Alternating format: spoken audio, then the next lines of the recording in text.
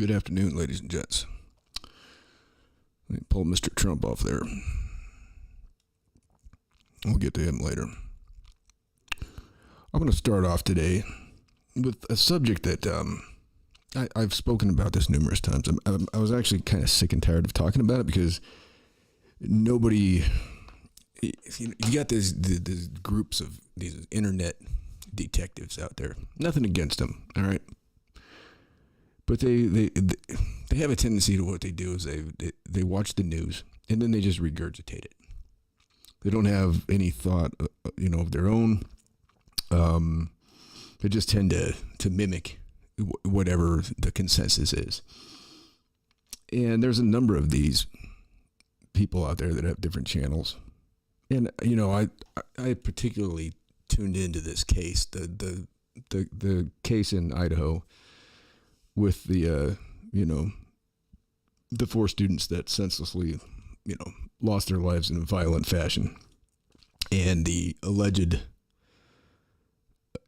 killer, Koberger.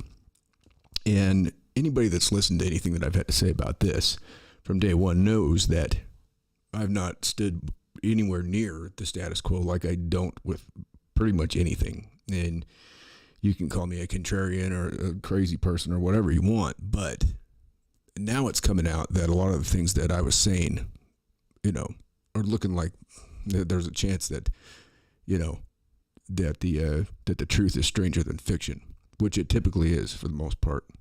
It's something I've learned in my time on this earth.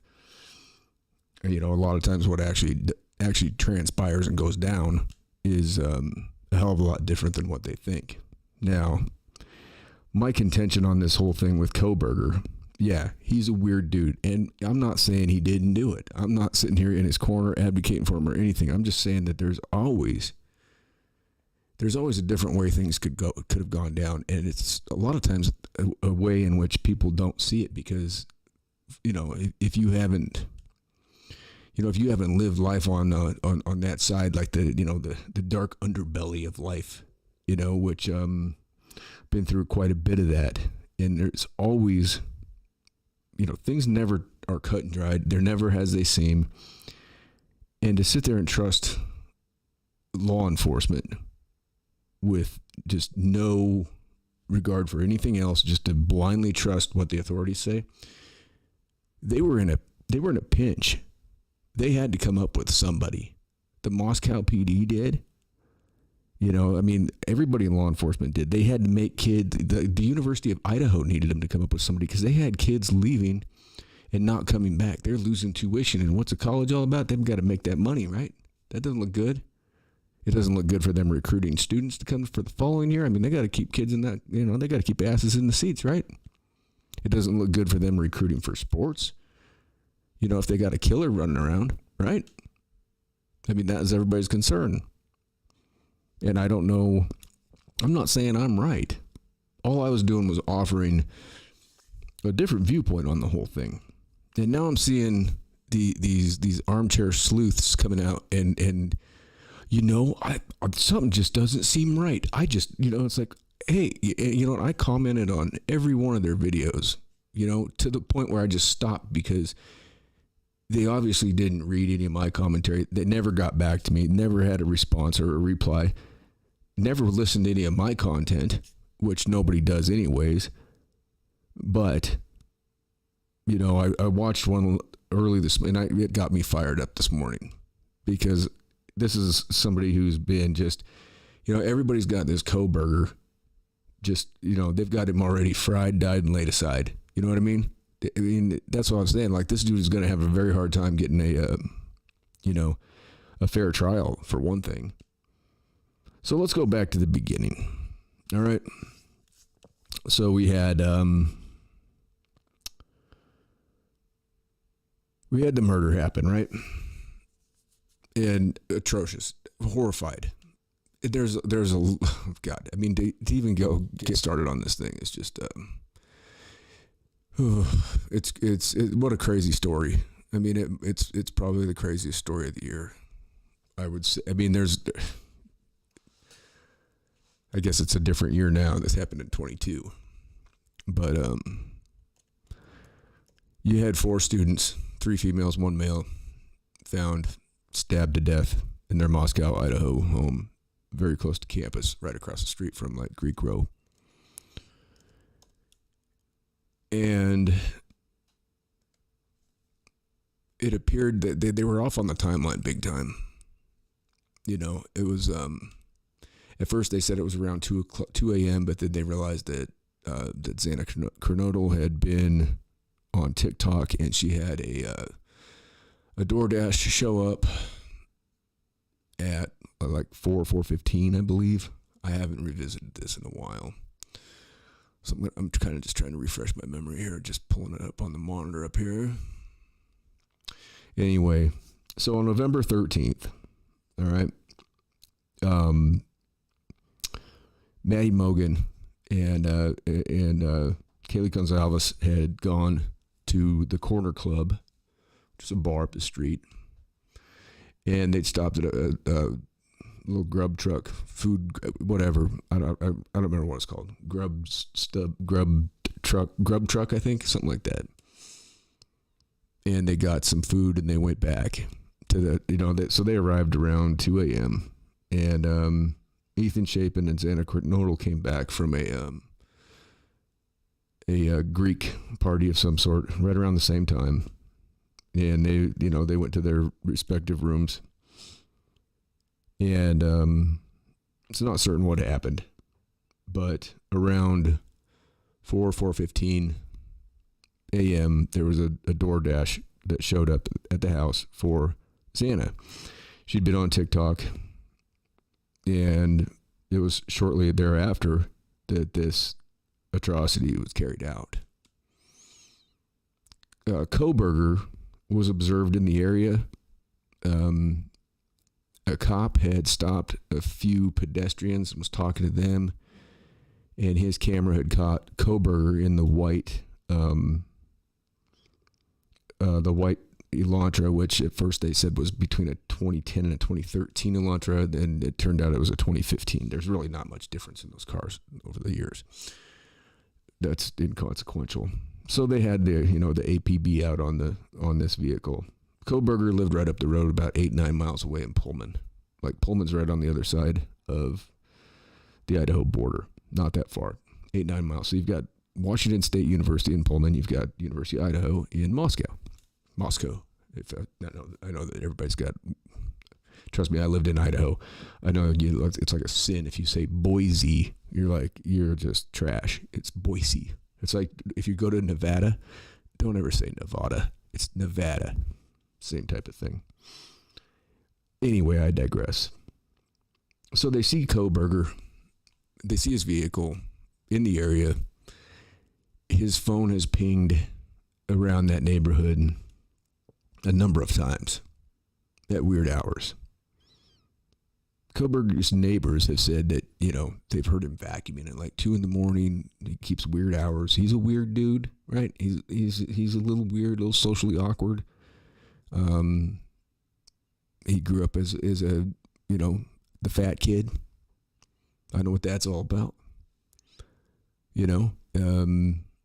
Lost a bunch of weight, got addicted to heroin, went back to school, got himself a master's degree in criminology, and ended up going to Pullman to get his doctorate.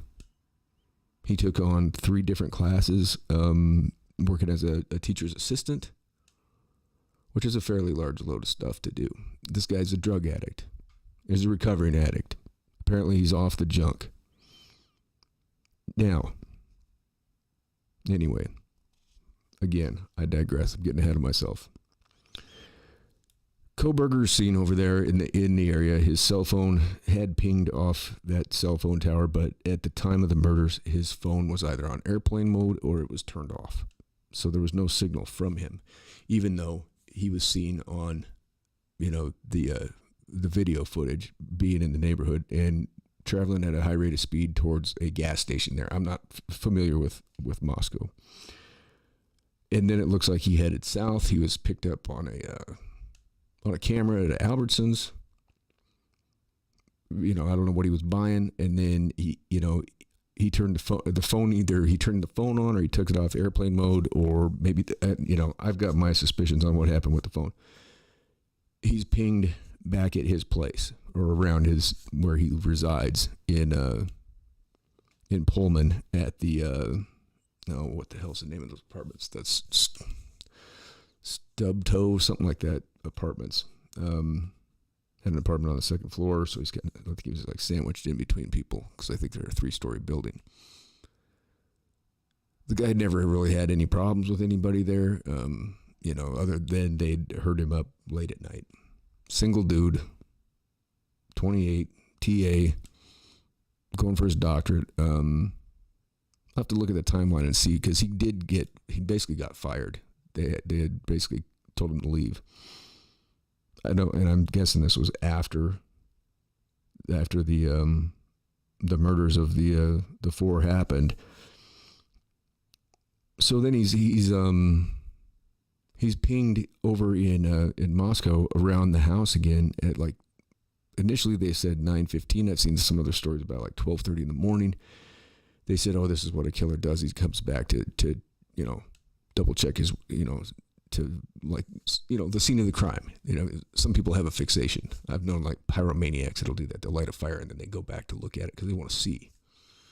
They want to be like, ooh, I did that, so that's what they're saying, and that could very well be. And the police didn't show up until around noon. The one roommate, she said she saw somebody dressed in black beanie, black mask, sweatshirt, pants, the whole thing. She had gone out in the hall a second time because she had heard things going on. She froze. He walked by, went out the back slider door. She went back in her room and locked the door.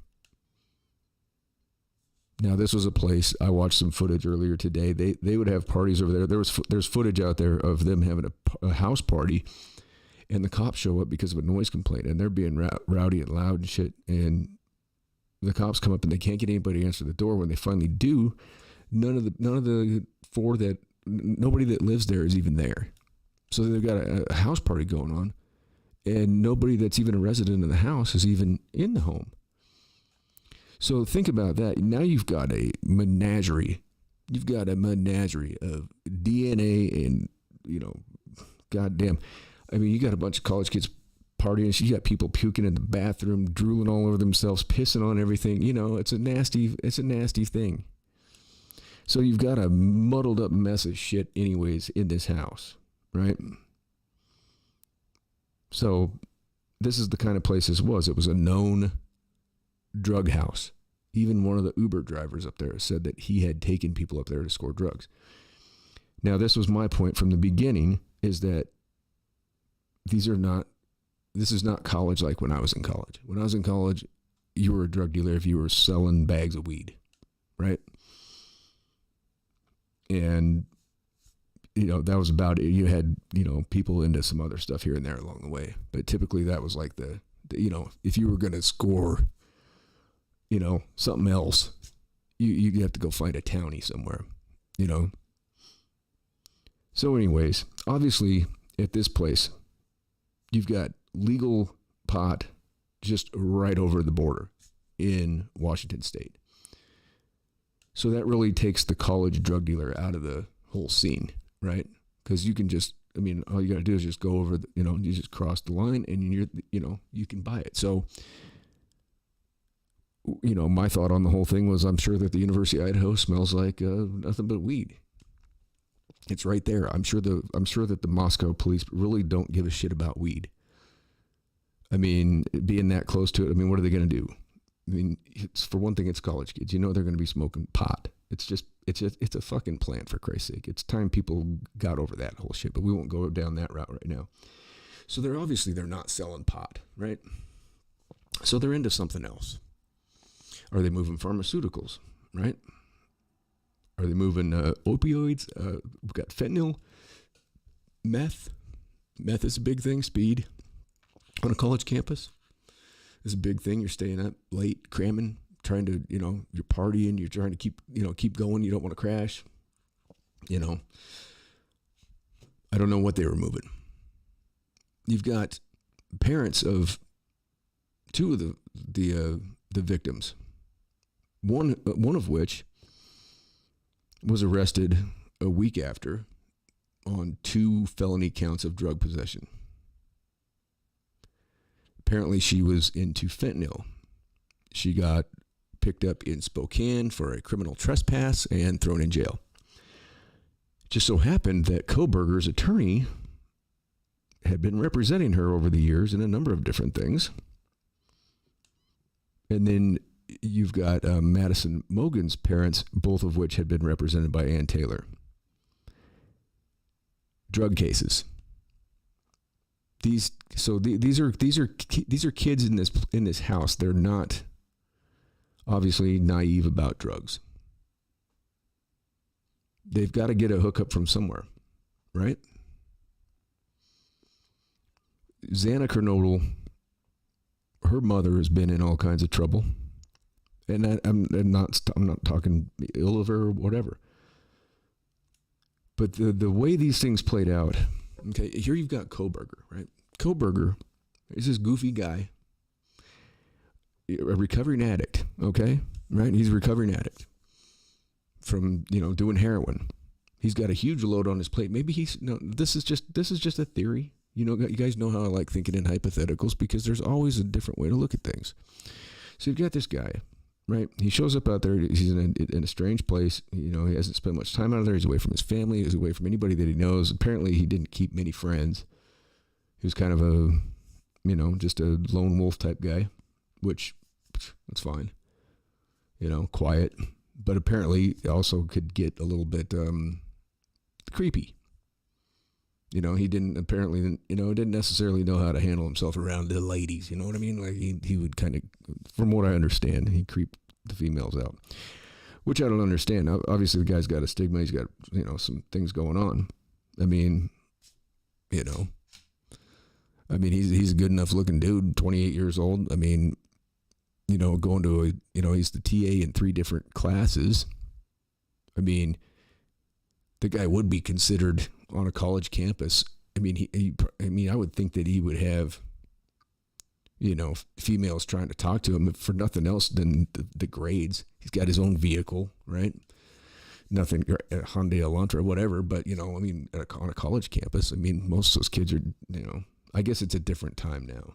They all probably have nice ass cars because they're all pampered and everything. But I know when I went to college, there was barely anybody that had a vehicle freshman year.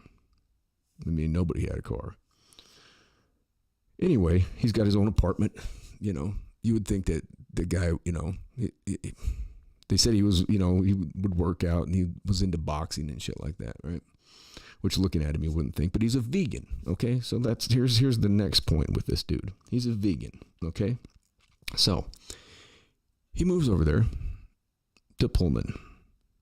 He's moving into his place.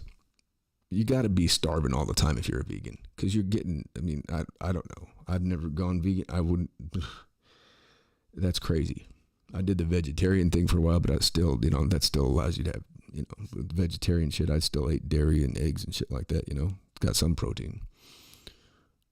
Lost a ton of weight. Something I'll never do again. But anyway, regardless. So there's a restaurant over in Moscow called the Mad Greek. And they serve vegan cuisine.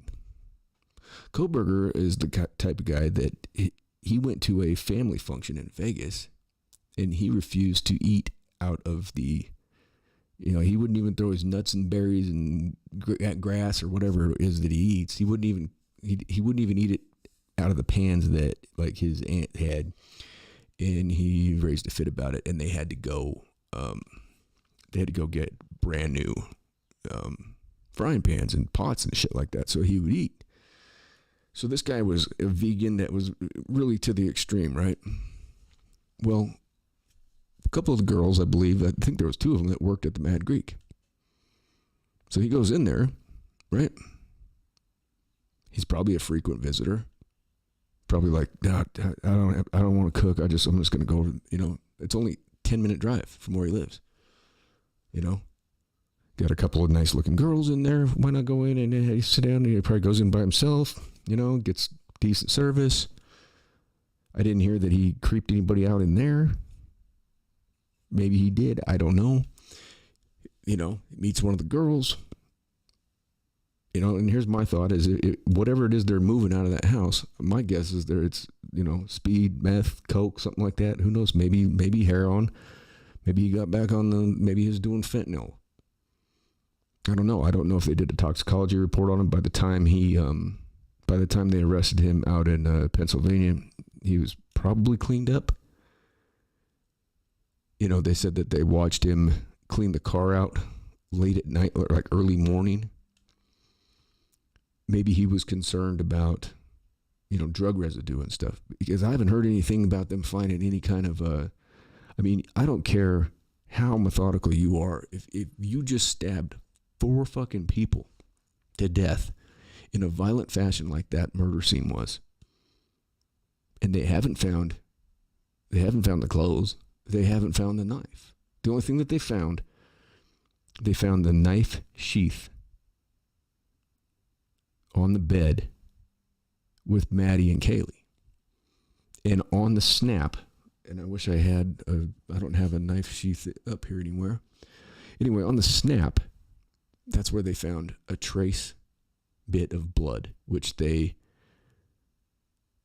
traced back to his father, because his father had done like a 23andMe or 20, whatever it's called, or Ancestry.com, one of those genealogy deals where you send in your DNA. And that's apparently where they made the DNA match. The father flies all the way out there to get the boy. He goes back to school, but I think it was somewhere between the time the murders happened and the time his dad showed up that he was given his termination letter.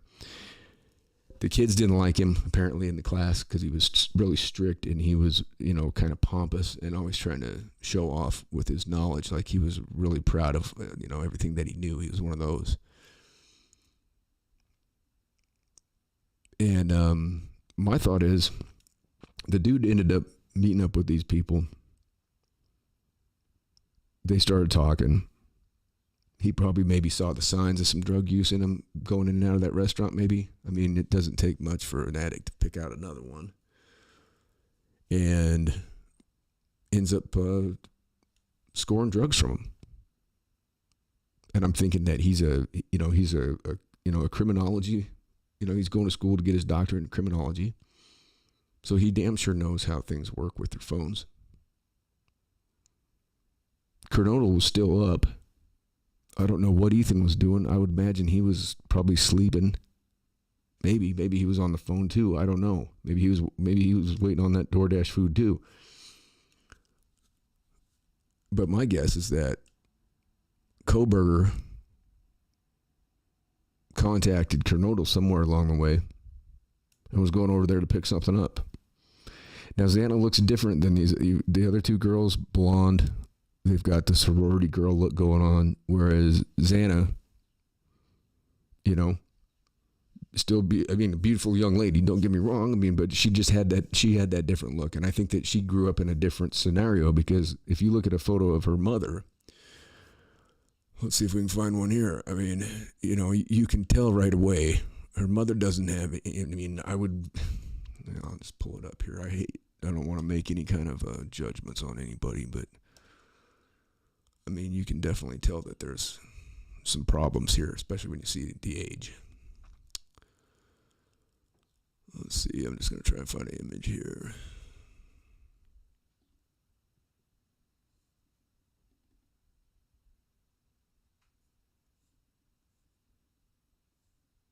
No, what are they going to give me a photo? Okay, here we go.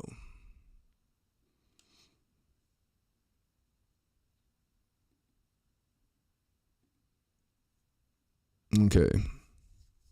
So this is, and I'm just going to pull this up a little bit more here, and let's do it this way. All right. Okay. You see the lips, right? Around the mouth area. That is the look of somebody that doesn't have, they're either missing a bottom or a top or both rows of teeth. You know how old this woman is? This is Xana's mother. She is like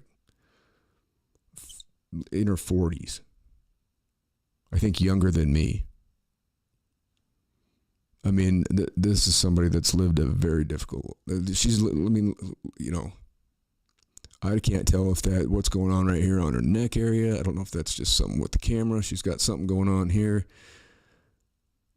Could be eczema, rash. I don't know, but I mean, or it's just some kind of something with the camera. I'm not sure. Anyways, my thought on the whole thing, and I could be completely wrong, but it's leaning more towards something like this being the case. Oops. Oopsie poopsie.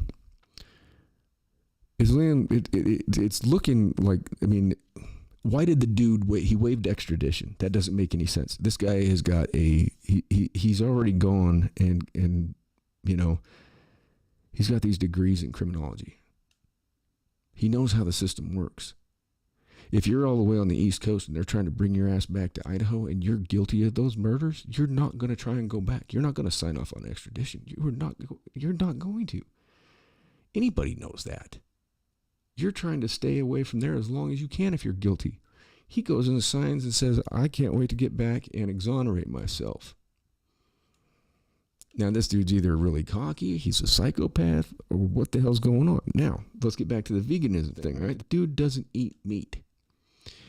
Now, if a dude won't eat anything that comes out of a pan that had meat cooked in it, can you see this individual going into a home, stabbing brutally and murdering 4 college kids? I mean, even if he got screwed over on a drug deal, I think he was over there. I think the reason they saw him, I think he pulled up at that house and he saw the DoorDash driver. And that threw him off. And I think he pulled over. And I think he waited for the guy to leave. And he either took off and he drove away for a little bit and then came back, or he sat there and he just waited for the cat to leave. I think he saw somebody go out the back door. I think he watched either 1 or 2 individuals. I'm thinking, I don't know. I haven't seen the forensics on it with the wounds. I think he saw somebody leave. Because it doesn't make any sense. If he went in there with the intentions of doing what he's been accused of doing. Okay, first of all, if you're carrying a knife like that, right? A sheathed knife, you're not going to go in and have that thing loose. It's going to be on your belt. And those sheaths, they go through the belt. That's leather. Those are marine knives. They're made to withstand a lot of wear and tear, right? So it's not just going to fall off. And then it just happens to, I mean, I don't know. Trace DNA on the snap. Now, this is a what if.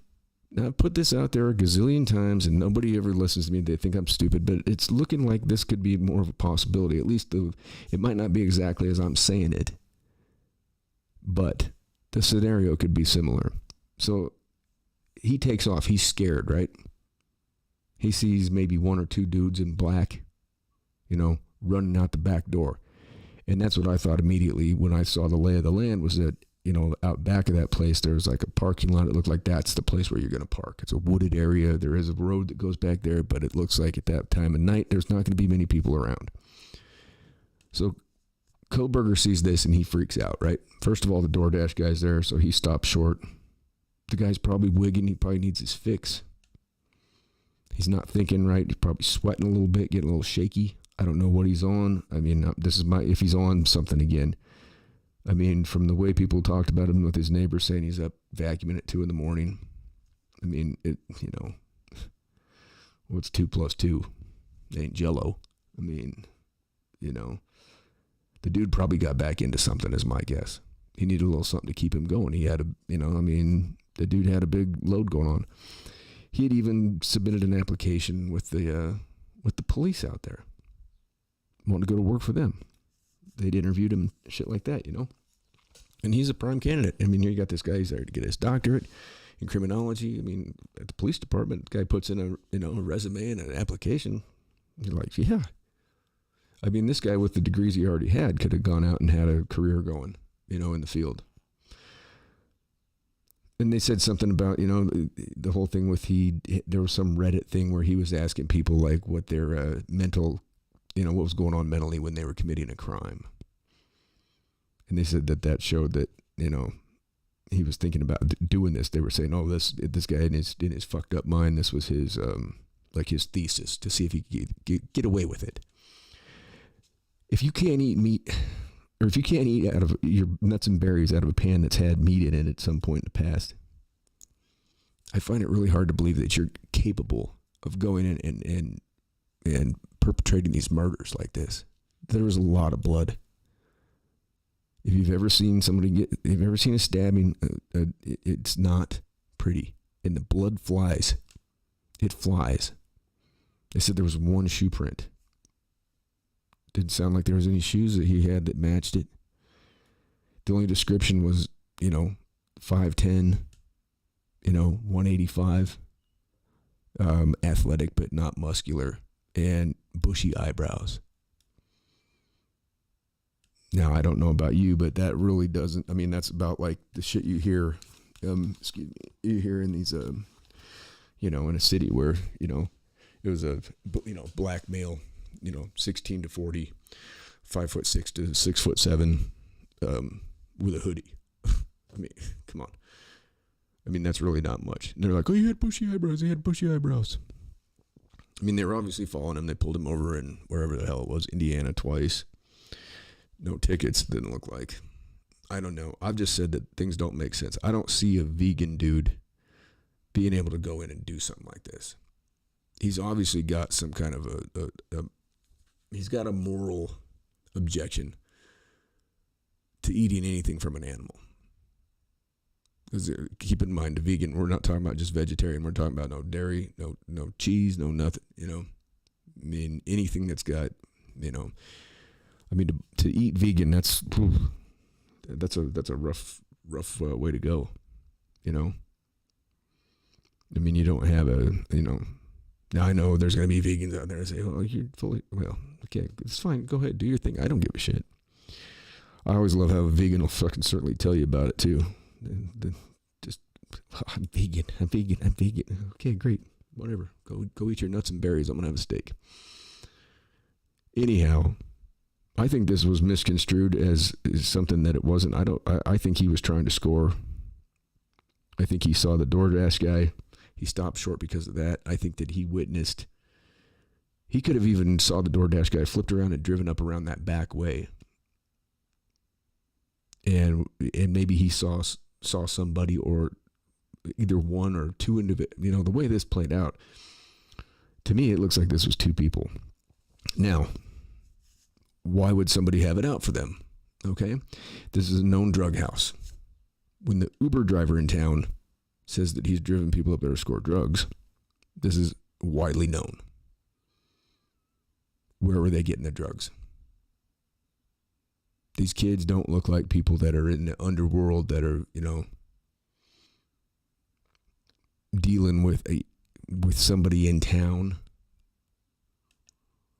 I don't see that happening. That maybe that's the case. Maybe they had some hook up there. I think that it's a possibility when you've got two sets of parents that have been in trouble for this stuff. The picture of the woman I just showed you.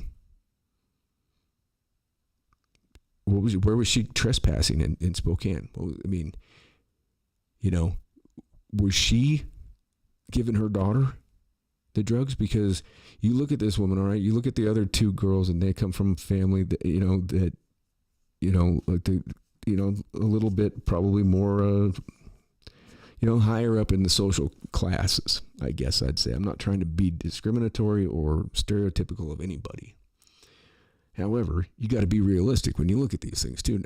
So Xana's mother does not, maybe she's got health issues, but to be however old she is,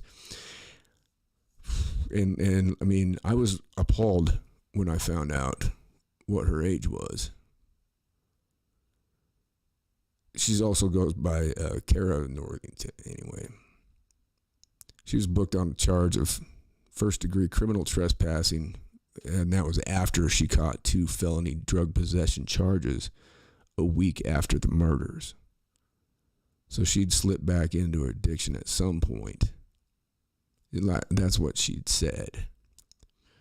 She used the murders, I believe, as a kind of a trigger. I'm trying to find her age here. Yeah, so 2 other parents of the victims had also been represented by Taylor. That's up there on this write-up. This is from Newsweek.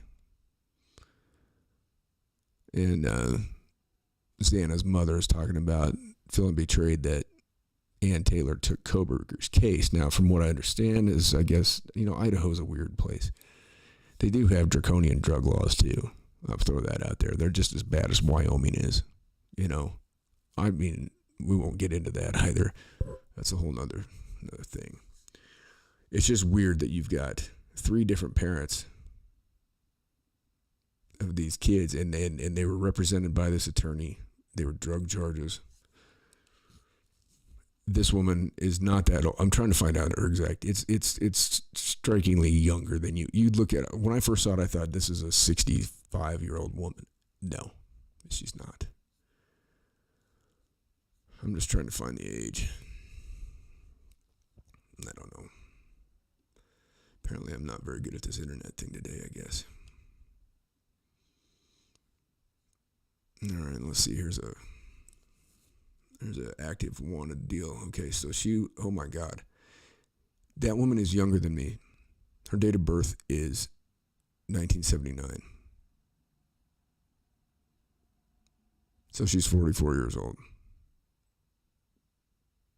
Wow. Now, I'm no fucking prize here, but Jesus. I was thinking she was like right around my age. Let me pull this up again here.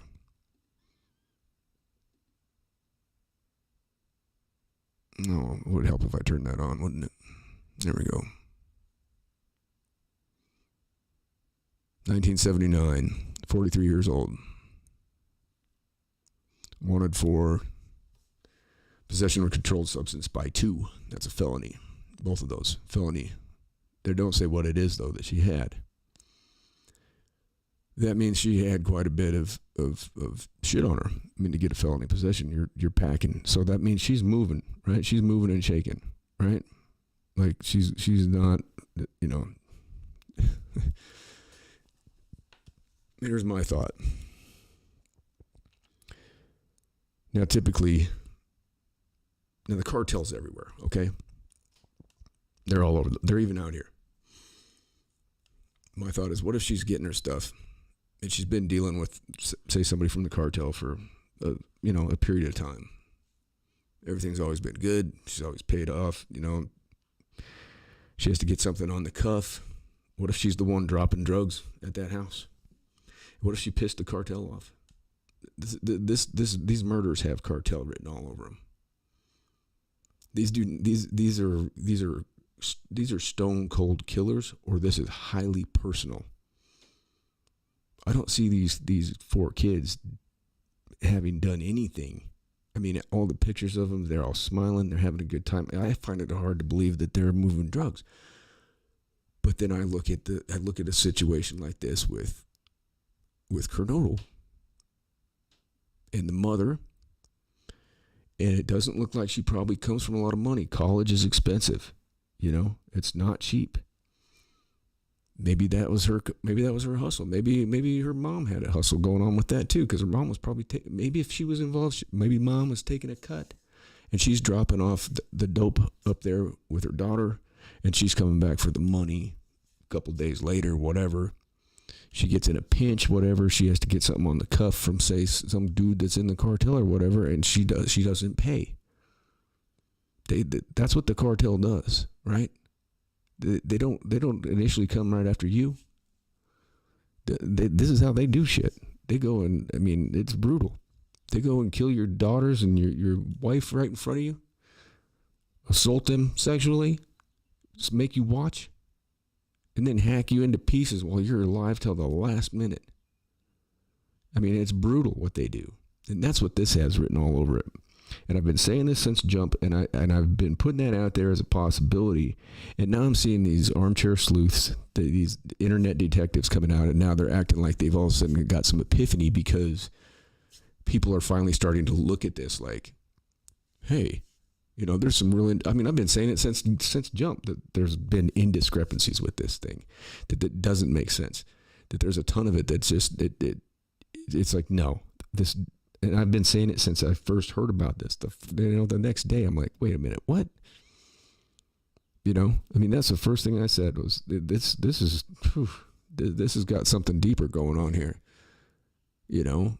And then when they got the Koberger guy and found out about his past drug use and everything, the fact that he's just right up the road and that he's going to that restaurant to eat where those girls work. I think there's 2 of them that worked at that restaurant.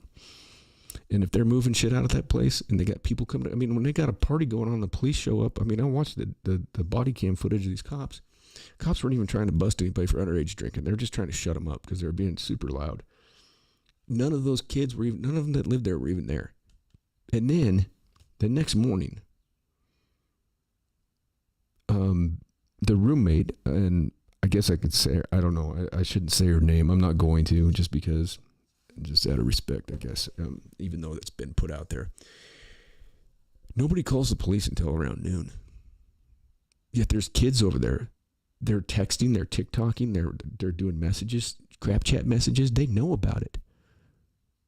The kids on campus know about the murders before the police are ever called. What's going on there? Were they, were the other 2 roommates, were they cleaning out the house? Were they so concerned that there was drugs there that they didn't, they thought it was secondary, or they were trying to save their own asses?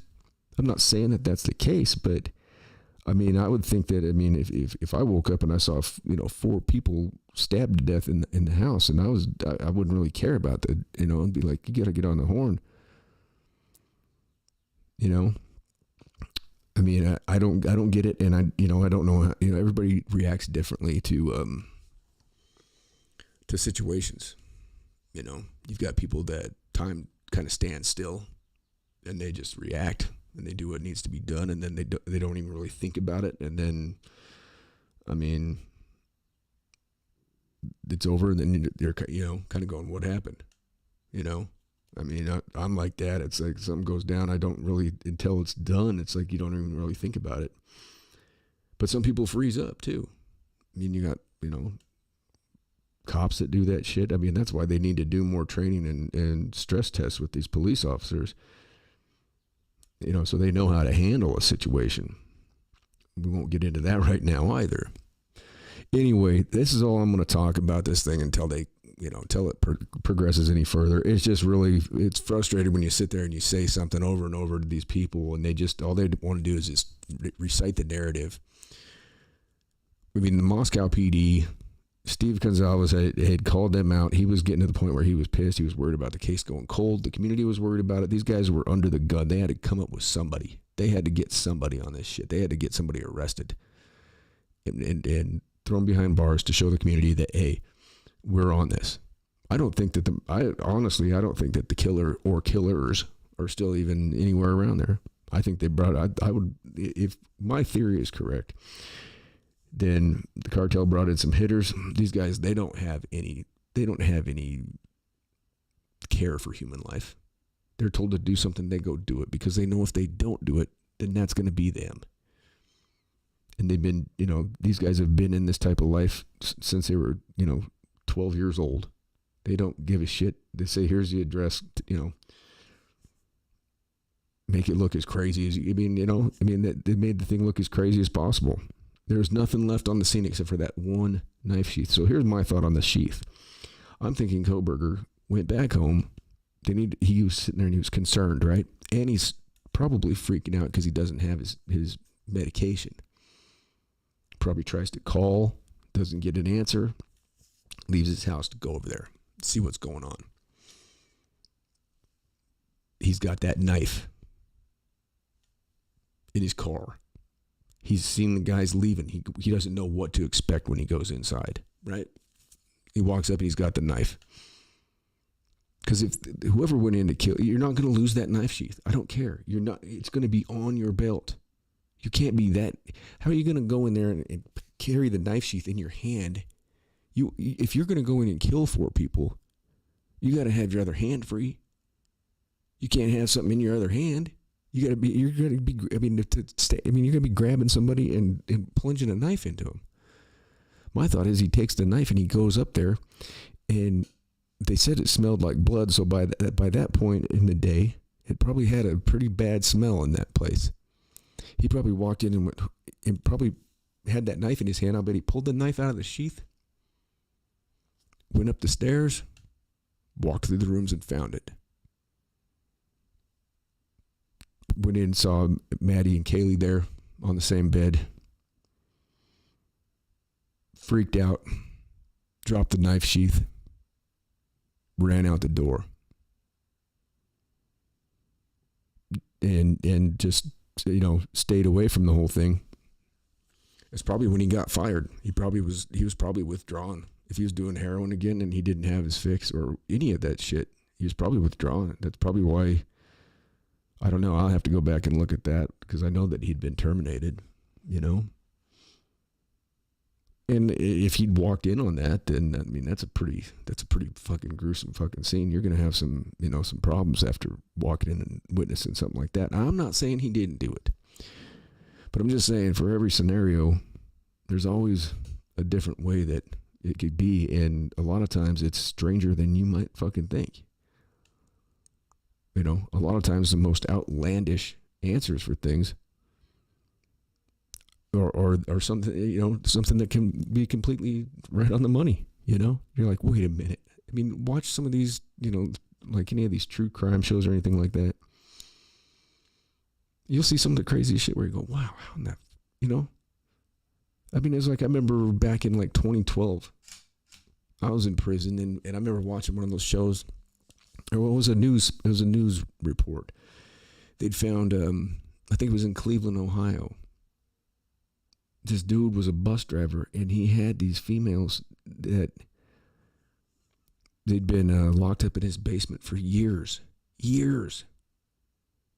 And he came in with this big bag of McDonald's, and he had them like locked up in there and just abusing them and everything. And one of them got out and went and banged on the neighbor's door. Going to find out he's got all these females down there. This happens all the time, shit like this. This is obviously not the same thing. This is not a captive situation or anything like that, but it almost had to be two people that went in there. This is not just a quick, the thing is too, is Kohberger had a gun. I just don't see a vegan doing that, first of all. That's my first red flag right there, is the whole vegan thing. And then the idea that this scrawny fucking weirdo goes in and I don't know, even if he was boxing or whatever, he would have had to have been carrying that knife sheath. If you look up those knives, I'm fairly certain that, your belt threads through them. And so really there's no way that he goes, how's he go in there and lose that thing? Unless he was just going in to see what was up. Like, no action going on, no movement. And so he maybe knocked on the door, didn't get anything. And he opened the door. If the guy's withdrawn and he needs his fix, he's gonna. They'll do anything to get the next fix, even if it means going into somebody's house uninvited or whatever. I think that he was waiting to hook up with one of them that night. They were all still up, from what I understand. I don't know. What were those knives called? K-bar. Let's see if we can look up one of these sheaths. I just don't see how. I don't know. And I could be completely off. And I've said that the whole way too. Let's see. That's a military knife. All right. Let's see. I'm just curious how they should show a sheath on one of these things, you'd think.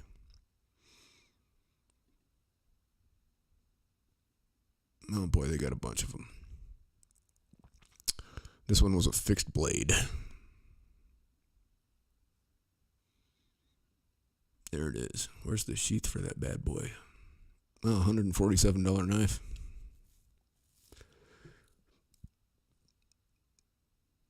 I never did see any of the forensics on, I mean, typically they could tell you exactly what knife it was. I mean, they're that good. I would think that would have a sheath with it. Maybe I gotta click on the thing. Mr. Internet here. There we go. All right, let's see. Yeah, that's fixed on the back. Here, and pull it up.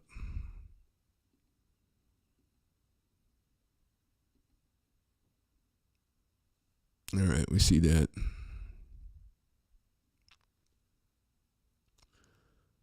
You can tell that's not, you can see that it does that snap over the hilt of the knife, the handle. That's where the snap was. But then you can see that there's that thing is sewn on, so it goes through a belt. That's a pretty crazy knife. $147. Wow. And the thing is too, is whoever did that, I mean, there's just that little, that little hilt on there that you go and stab 4 people like that.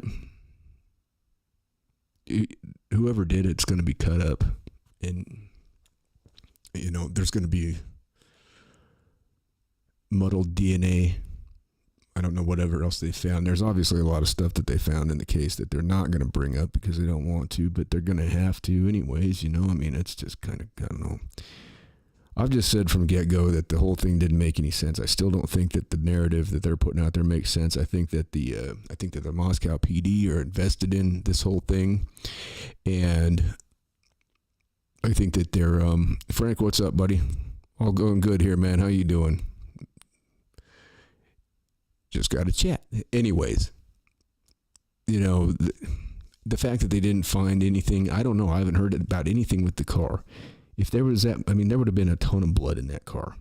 He's not going to get it all out. I think he was cleaning it up from the drugs and shit. And then they said he threw the trash bags in his neighbor's trash cans. Well, that would make sense too, because obviously if he's staying at his parents' house, he doesn't want them to think he's back on the shit. If that was his hookup, then he'd had time to detox and come back down and kick it, and he was probably trying to get rid of all his shit. I wish that the cops would have waited to see what he was going to do when it was time to go back to school. You've already got him under lock, right? You're sitting there watching him. You've chased him all the way across the country. Why not sit there and watch it? Watch a little longer. Why go in and get him? See if he goes back. I mean, as a cop, you got to know that even if you arrest him out there, you got to go through the extradition thing. Why not see if he goes back? That would have been the telltale sign right there. Put him on a no-fly list just to make sure that there's no way that he can get on a plane and fly out of the country. Put him on a no-fly list, sit there and keep him under surveillance and wait and see if he goes back to that college. Did he tell his parents that he had lost his job and all that? I don't know. I think that would have been the way to play it, though. But, we're talking about cops here. So, I mean, that's what I would have been saying. It's like, hey, we got him right here. We're watching his every move. Go put a tracking device on his car at night. Go slap one of those GPS units under there so you got his car on lockdown the whole time. Sit there and watch him. See what he does. You've gone this far with it. Why not see? I mean, if he goes back, to me, if the dude turns around and he drives back to that school, boy, you either got a really stupid motherfucker on your hands or you've got the psychopath of the year. If he was behind it, or he didn't, to me, that says that he probably didn't have anything to do with it if he's going to go back out there. I don't know. I mean, it didn't look like he'd packed all his shit with him. He left it all there. Maybe he had intentions of trying to get his positions back and everything and keep going to school. But from what I understand, you know, he lost his, you know, the 3 classes that he was a TA in. They pulled the plug on that. And I don't know if that meant he lost his scholarship. If he was on scholarship, I'm not sure about his, you know, his scenario with that. There's just too much here that's just not right. And I think that, you know, even if he didn't do it, chances are he's going to eat the charges anyways, because the people of that community, law enforcement, they're invested in this. If he gets exonerated and he walks, boy, heads are going to roll. Heads are going to roll. That police chief is going to be gone. Anybody administration-wise going to be gone. Any of the feds that were involved in the whole thing probably gone. I mean, people's heads are going to roll, and they're going to lose the trust of the community. They're going to lose the trust of the university. And, you know, a little college town like that, that's what it's all about. That's where the money comes from. Enrollment goes down, and guess what? Heads are going to roll. Follow the money. Always follow the goddamn money. So that's enough on that. Let's see. Oh, I was watching something interesting, right? Now, does everybody know that in 2026, because of the Inflation Escalation Act, that's what I like to call it, that was signed into effect, part of that is that in the year 2026, any vehicles manufactured in 2026 or beyond, they're going to have some kind of a monitoring device on them. They've already apparently developed these that's going to test your blood alcohol level. It's going to test your emotions. It's going to compare the way that you're driving in certain scenarios. If you're driving angry or whatever, it's going to have a kill switch on it. Basically, it's going to have cameras. So it's going to be monitoring everybody in your vehicle the whole time. Okay. And I don't know what happens if you get in it and you take off, and I don't know if it monitors, like if it picks up the alcohol, you know, in the ambient air. I mean, it obviously it can't be like a interlock device like the glug glug vroom vroomers get. You know, when you've got 2 or 3 of those, and you got to put the little, you know, some of you out there know what I'm talking about. I had a buddy back in the day.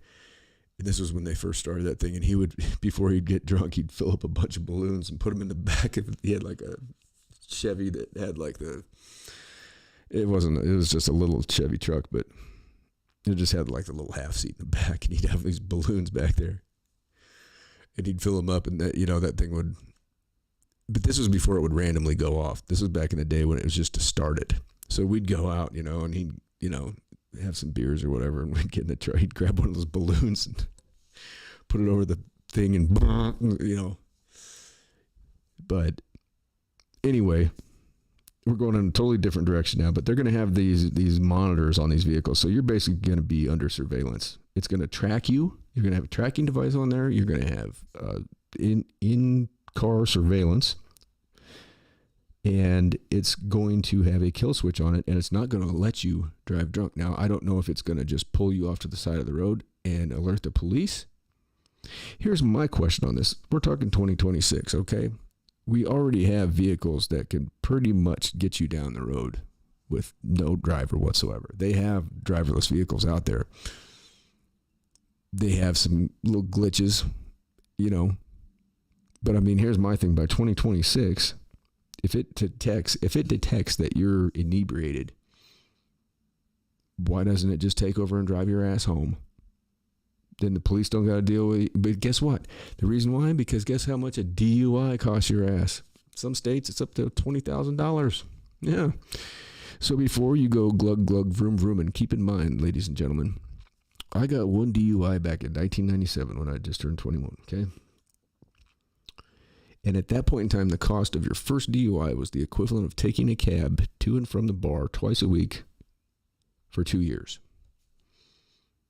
Now, I don't know how that stacks up with taking an Uber now, but take an Uber, a cab, whatever. It's not worth it. But my thought is on this whole thing, it's like, wait a minute, why wouldn't you just have these cars by 2026? That's 2 years from now. We should have the technology that we have vehicles that can just get where they're going on their own. They're doing it out in Los Angeles. You know, on those Teslas, that's why they made those, the steering wheels on them have got like, they're like a, I don't know how to explain it, but they're not a circular wheel. Because what people were doing was taking like an orange or a tennis ball, and it needed to have pressure from your hand, so they'd shove it in the corner of the steering wheel, right? So it would think your hand was still on it. And they'd punch in where they were going for work, and they'd just lay back and go to sleep. You know? So, I mean, if it's that far along, why not just, if you're going to do that, which I think that's just nonsense. I will not be buying any of those vehicles. I can tell you that. I'm sticking with my old trucks. Day I die, man. Go buy an old truck. Take my advice. Have an old truck. You want something that does not have a computer in it, or just a minimal computer. You know what I mean? Something that's going to be able to start, something they can't kill. That's the thing with these cars. They're going to be able to track you everywhere. You got the people that say, if you're not doing anything wrong, you shouldn't worry about it. It's like, that's not the point. Who wants to be spied on? Who wants to have every passenger in their vehicle on camera? I mean, this is Minority Report shit. Here's what this is, folks. This is the society that we're headed towards right now. And it's crazy. It's absolutely fucking nuts. You know, there's my solution of the day right there. If you're going to have the goddamn things and people are going to buy them and they're going to consent to have that shit in the vehicle. Now, I don't know if you can disable it. I mean, I'd find out where those cameras are. I'd be putting tape up over that shit. I'd be finding that sensor and fucking getting that out of there too. People will be doing that too. Who knows? Maybe that makes the car so it doesn't even start though. They'll have some, who knows? People figure it out. People are a lot smarter when they have to be. You know, necessity is the mother of all invention. You know, I mean, when you're put in a scenario where you have limited resources, you figure it out. You can come up with some pretty innovative shit. But I wouldn't be buying any 2026 vehicles, I can tell you that much. And that's just crazy that that's part of that bill, that $1.9 trillion bill. And apparently they've already got the system is already designed, and they're just, you know, working out the kinks in it, I guess. But I would certainly advocate boycotting buying any 2026 vehicles. I mean, that's what I'd say. If you're in the market for a new car, new truck, whatever, I'd get it in 2025. You know, and I'd say just boycott 2026. That'd send a message, wouldn't it? If all of a sudden nobody bought any cars that year. But it won't happen because people are stupid. You're always going to have that one jackass that's going to go and bust weak, and, you know, got to have that new, have his new Prius or whatever the fuck they're going to come out with. Who knows? I'll just stick with my old truck. They probably won't even have diesel fuel anymore by then. I have a truck that I put $50,000 into sitting out there in my driveway that I can't even fucking turn on. Can't even start up. I'll have to convert it to biodiesel. There's an idea. I knew some cats in Seattle that did that. They drove like the old Mercedes diesels, Volkswagen diesels. And the dude had he had a deal with a lot of the local restaurants. He'd just go pick up their grease. You know, they'd have that grease vat in the back of the restaurant. He'd go empty it, and he had the whole setup out in his little garage. It's pretty cool. I didn't have to pay for fuel, you know. It probably really worked out well for him now if he's still doing the same thing. I should look into that. If anybody out there knows how to do that, just let me know. I'm curious what it takes to make biodiesel.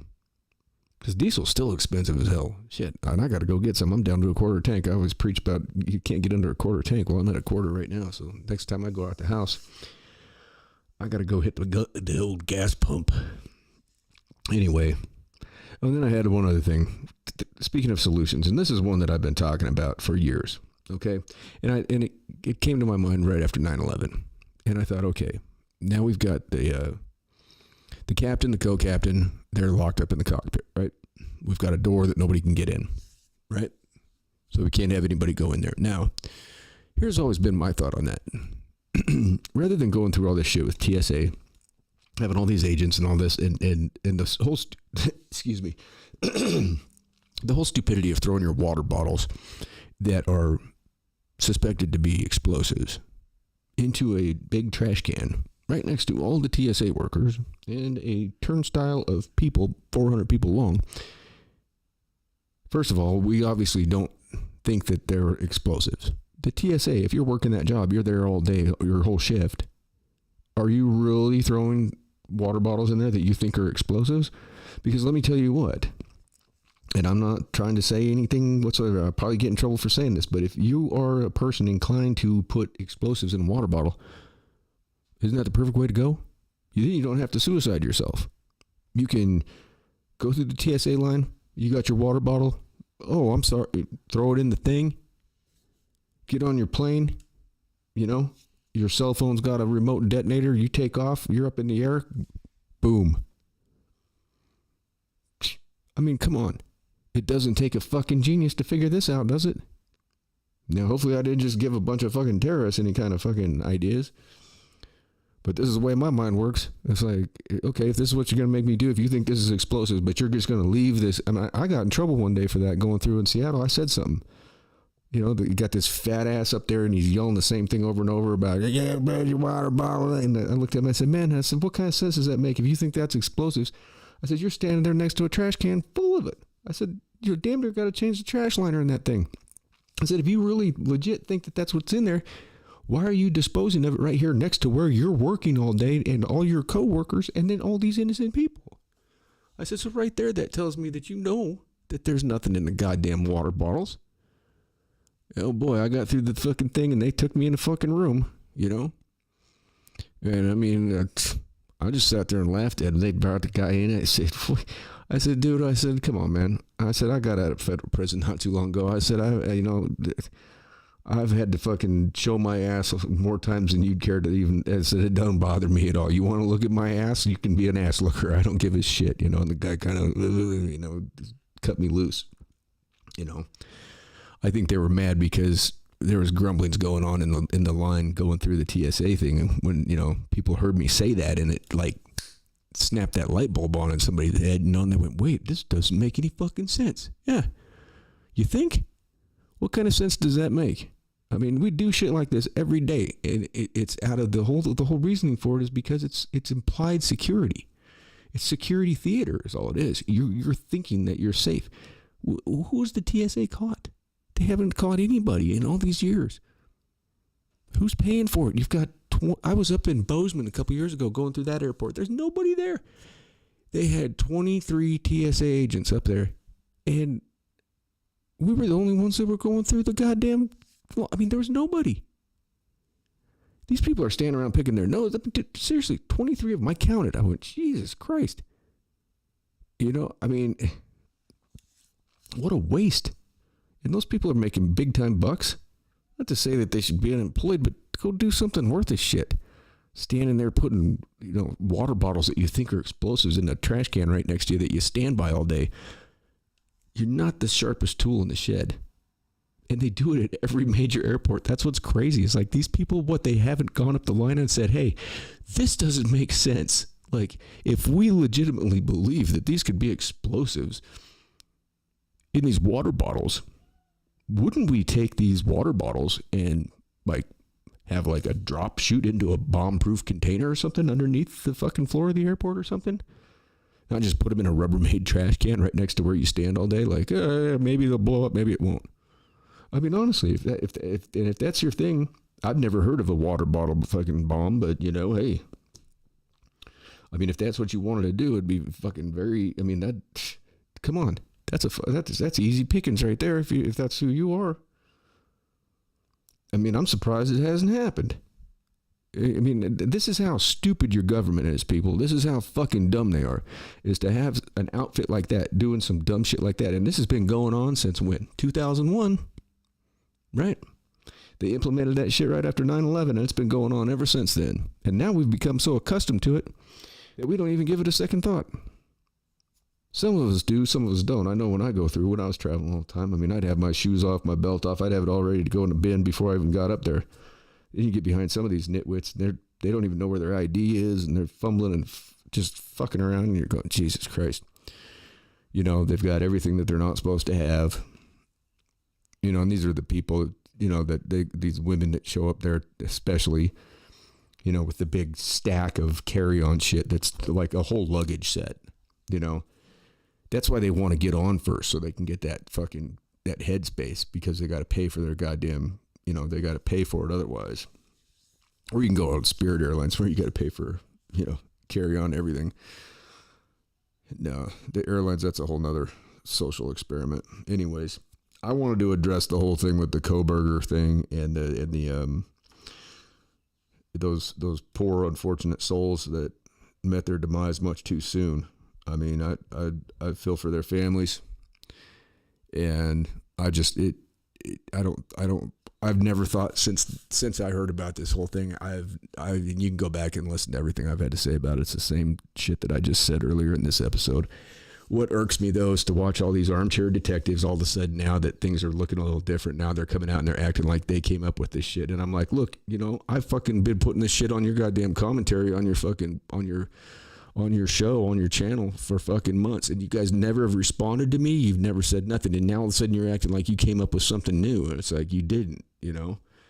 I mean, maybe that's me just being egotistical and wanting to get my credit where credit is due, and I could be completely fucking wrong. That dude could have straight up done it. I don't see it, but that don't mean that ain't so either. But they've got him already fried and dyed and laid aside. Like I said, they're getting ready for him at the the state prison in Idaho, out down there in Kuna. What a miserable place that'd be. But like I said, he might end up, even if he did or didn't do it, he might end up going away for life, because he might have to just plea it down to save his life and go get locked up for the rest of it. If he wants to stay alive, I don't know. I don't know what's up with the dude. They say he's a incel. Like I said, I don't see that. I mean, maybe he is.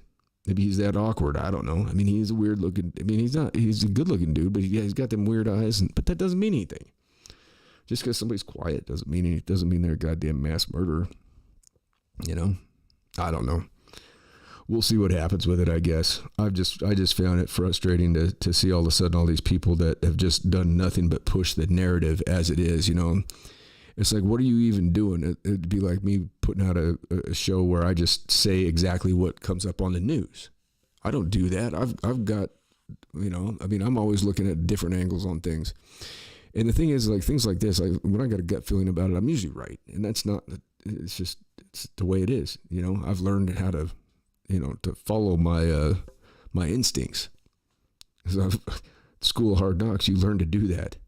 Like, no matter how difficult it is, you learn that, I don't know how many times I've had a gut feeling about something, and it's just been like, dude, you got to be crazy to think this is the way this is. Dude, you're out of your mind. There's no way, and you go and you don't listen to it, and then all of a sudden you find out, and you're like, shit, if I'd have just listened to, even if people call you crazy, you got to follow that shit, because there's a reason. When you get that, when you're in a scenario and you get that check, you get that check, they call it a gut check, that, you get a little shiver, whatever it is, something saying, this ain't right, it ain't right, walk away from it, get some distance from the situation, and you got to put a little space between yourself and whatever it is you're involved with when you have that happen, because there's a reason for it.